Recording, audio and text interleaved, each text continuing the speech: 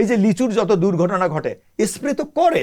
এইবার ভয়াবহ জিনিসটা বলি, আম এবং লিচু প্রথম সিজনের এগুলো খাবেন না। ওই যে বেশি লাভের আশায় এরা করে কি, কালার, যেমন লিচুতে কালার দেওয়ার জন্য ওই যে স্প্রে করে কি একটা, আমি ভুলে গেছি এই মুহূর্তে, কি একটা কেমিক্যাল বা একটা কীটনাশক স্প্রে করে কালার আসার জন্য প্রথম পর্যায়ে, বেশি দাম পাওয়ার জন্য।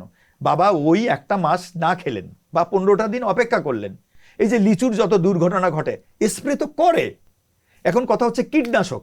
এইবার ভয়াবহ জিনিসটা বলি, মিনিমাম 3 ডেজ কোনো কীটনাশক, 7 ডেজ কোনো কীটনাশক, 10 ডেজ কোনো কীটনাশক, মানে আমরা যেগুলো ইউজ করি। ম্যাক্সিমাম আমাদের সম্ভবত লাইসেন্স দেওয়া হয় 15 ডেজ থাকে এইরকম কীটনাশক। কিন্তু আমরাই এই জাতি আর কি, দি গ্রেট জাতি। আমরা করি কি 30 ডেজের কীটনাশক আনি, মিস ডিক্লারেশন দিয়ে বলি 15 ডেজ। 3 মাস আছে সেইটা নিয়ে এসে বলি 15 ডেজ। ওই যে চা বাগানের যে কীটনাশক ইউজ হয় চা পাতায়, সেটা কিন্তু আলাদা, ওটা কিন্তু স্ট্রিক্টলি প্রহিবিটেড।